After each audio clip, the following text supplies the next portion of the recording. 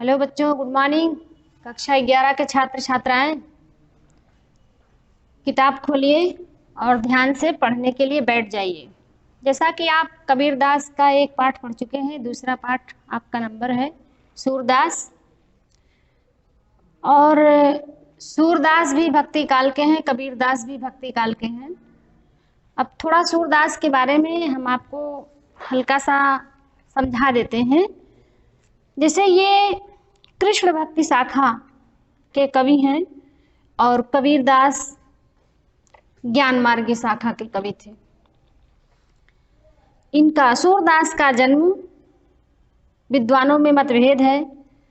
कुछ विद्वान इनका जन्म सन 1535 के लगभग रुनकता में मानते हैं, तो कुछ 1540 के लगभग सीही नामक गांव में मानते हैं। इनके पिता का नाम रामदास शाश्वत था। इनकी मृत्यु 1640 ईस्वी में, संवत 1640 यानी सन 1583 में पारसौली में हुआ था। जैसा कि बच्चों हम सन और संवत में जो कंफ्यूजन था वो हम आपको बता दिए हैं पहले। जैसा क्या कह रहा है, मृत्यु 1640, ये संवत है,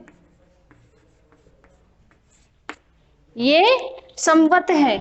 अब इसको कैसे सन करेंगे, सन कितना बता रहा है, तो आप कंफ्यूज हो रहे हैं कि सन कैसे। अब यहाँ पे क्या हो गया, 1583। हम आपको पहले बता भी चुके हैं, फिर भी दोबारा दोहरा दे।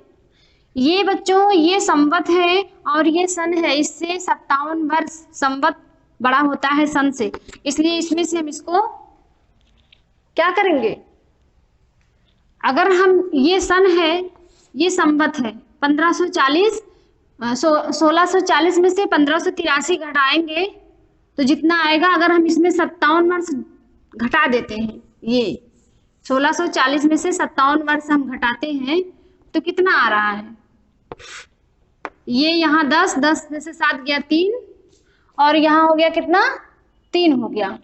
3 में से 5 घटेगा नहीं, इधर से फिर 1 हासिल लेंगे, 13 में से 5 गया 8 5 13, ये हो गया।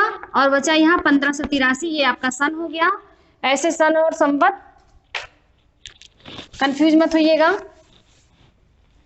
ऐसे ही जैसे इनके जन्म के विषय में एक दोहा प्रचलित है बच्चों। रामदास सुत सूरदास ने जन्म रुनकना में पाया, गुरु बल्लभ उपदेश ग्रहण कर कृष्ण भक्ति सागर लहराया, है ना। इनके गुरु कौन थे, वल्लभाचार्य थे, और ये कृष्ण भक्ति शाखा के कवि थे। इन्होंने सगुणोपासक ईश्वर के साकार रूप का वर्णन किया, जबकि कबीर निराकार के थे। जैसे बच्चों आप पिछले कक्षा में भी पढ़ चुके हैं कि जिसका कोई रूप रंग आकार ना हो, भला उसका वर्णन कैसे किया जाए। अविगत गति कछु कहत रहे आवे, पीछे क्लास का ठीक वैसे ही आप आइए, यहाँ विनय किए हैं। मेन टॉपिक पर आइए। यहाँ पे सूरदास जी विनय किए हैं, प्रार्थना किए हैं। क्या किए हैं वही आपको पढ़ना है, और जैसे आप जीवन परिचय लिखते आए हैं वैसे ही लिखते रहिए, ज्यादा कुछ बताने की जरूरत नहीं है। जीवन परिचय, साहित्यिक परिचय, भाषा शैली, सारी चीजें जितनी हैं वैसे ही। अब यहाँ पे बच्चों कह रहा है, अब की राखी ले हूँ भगवान, हौ अनाथ बैठो द्रुम डरिया, पारिधि साधे बान, ताके डर में भाज्यो चाहत, ऊपर ढुक्यो सचान, दुह भांति दुख भयो आनी यह, कौन उबारे प्राण, सुमिरत ही अहि डस्यो पारिधि, कर छूट्यो संधान, सूरदास सर लाग्यो सचा नहीं, जय कृपा निधान। शब्दार्थ नोट कीजिए बेटा। देखिए जैसे अब की मतलब इस बार या अब की बार, राख ही ले हूं, राख लीजिए, बचा लीजिए, ब्रज भाषा का प्रयोग है।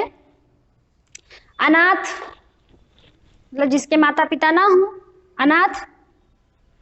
द्रुम डरिया, द्रुम माने वृक्ष, डरिया माने डाल। पारिधि माने शिकारी, साध्यो माने निशाना लगा करके, साध करके। ताके डर, उसके डर से। भाज्यो माने भागना चाहता हूं। तो क्या होता है बच्चों, ऊपर, है ना, ऊपर क्या बैठा है, ढुक्यो माने छिप करके। देखो ढुका आ गया शब्द ना, ढुक्यो, ये ब्रज भाषा है। तो अगर मैं उसके डर से भागना चाहता हूं तो ऊपर ढुका हुआ है कौन, बाज पक्षी, है ना, दुम भाती, दोनों तरफ से। कौन उबारे, उबारे माने बचाए, कौन मतलब मेरे प्राणों की। सुमिरत माने सुमिरते ही, स्मरण करते ही।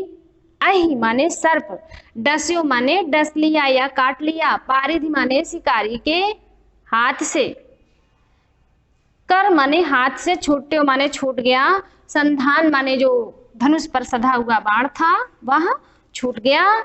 सूरदास, सर माने सर माने बाण, लग्यो माने लग गया, किसको, सचाने ही, बाज पक्षी को। जय जय मतलब जयकार कर रहे हैं, जय जय कर रहे हैं, कृपा निधान भगवान आपकी जय हो। ये रहा आपका शब्दार्थ बेटा, ठीक है। अब आप आइए व्याख्या पर। इसमें सबसे पहले जैसे हम आपको बताते आए हैं इसलिए वैसे ही यहाँ संकेत रहेगा, ठीक वैसे ही आप प्रसंग लिखेंगे जैसे आप लिखते आए हैं। प्रसंग में लिखेंगे कि इस पद में सूरदास ने भगवान की अनंत कृपा का गान करते हुए अपने उद्धार की प्रार्थना किए हैं, ठीक है। अब चलते हैं, अब कै राख ही ले भगवान। सूरदास जी, भक्त कवि सूरदास जी अपने आराध्य श्री कृष्ण से प्रार्थना करते हुए कह रहे हैं कि हे भगवान, हे ईश्वर, हे प्रभु, एक ही लिखना बेटा, तीनों का मतलब एक ही, प्रभु कहो, ईश्वर कहो, भगवान कहो, सब एक ही है। इस बार आप मेरी रक्षा कीजिए, मतलब मुझे बचाइए। क्या हूं बच्चों मैं अनाथ जीवात्मा रूपी पक्षी इस संसार रूपी वृक्ष की डाल पर बैठा हूं। कैसे डाल पर, कौन सी डाल, कौन सा वृक्ष, ये जो पूरा संसार है ना उसको वो वृक्ष बता रहे हैं। संसार रूपी वृक्ष की डाल पर बैठा हूं, ठीक। उसके बाद क्या है, मुझे मारने के लिए हाँ अनाथ बैठो द्रुम डरिया, मैं अनाथ हूं, द्रुम डरिया संसार रूपी डाल पर बैठा हूं। और पारिधि माने मुझे मारने के लिए, कौन कौन है, मुझे मारने के लिए माया रूपी शिकारी ने अपना अविद्या रूपी बाण साध करके पूरी तरह से तैयार है और मैं उससे बचकर भागना चाहता हूं। तो क्या होता है, यदि मैं उसके डर से बचकर भागना चाहता हूं तो क्या होता है बेटा, नीचे से मैं भागना चाह रहा हूं, ऊपर कौन बैठा है, मैं उसके डर से यदि बचकर भागना चाहता हूं तो वृक्ष के ऊपर। देखो, ताकि डर मैं भाज्यो चाहत, यदि मैं उसके डर से भागना चाहता हूं, ऊपर ढुक्यो सुचान, ऊपर छुप करके, सचान मतलब बाज पक्षी बैठा हुआ है। वो क्या कर रहा है, वह भी कैसा बाज पक्षी, यदि मैं उसके डर से भागना चाहता हूं, उसके बाणों के आक्रमण से या उसके बाणों के आघात से मैं बचकर भागना चाहता हूं, तो वृक्ष के ऊपर बेटा अहंकार रूपी बाज पक्षी क्या हो गया, माया रूपी शिकारी, अहंकार रूपी बाज पक्षी। ध्यान दीजिएगा सारी बातें, क्या कर रहा है, अहंकार रूपी बाज पक्षी मुझे पकड़ने के लिए मड़रा रहा है कि कब पाऊं और कब इनको नोच खाऊं, है ना। फिर क्या है, दुह भांति दुख भयो आनिया, मेरे प्राणों को दोनों तरफ से कष्ट है, इधर से भागना चाहता हूं तो भी दुख है, उधर भागना चाहता हूं तो भी दुह भांति, दोनों तरह से दुख है। फिर क्या है, कौन उबारे प्राण, ऐसी विषम परिस्थिति में मेरे प्राणों को कौन बचाए, है ना। ऐसा जीवात्मा रूपी पक्षी मन ही मन सोच ही रहा था और हृदय में प्रभु का स्मरण कर रहा था कि हे प्रभु मेरे प्राणों को कौन बचाएगा, मैं कैसे बचूंगा, है ना। भगवान का स्मरण करते ही क्या हुआ बेटा, माया रूपी शिकारी को ज्ञान रूपी सर्प ने डस लिया।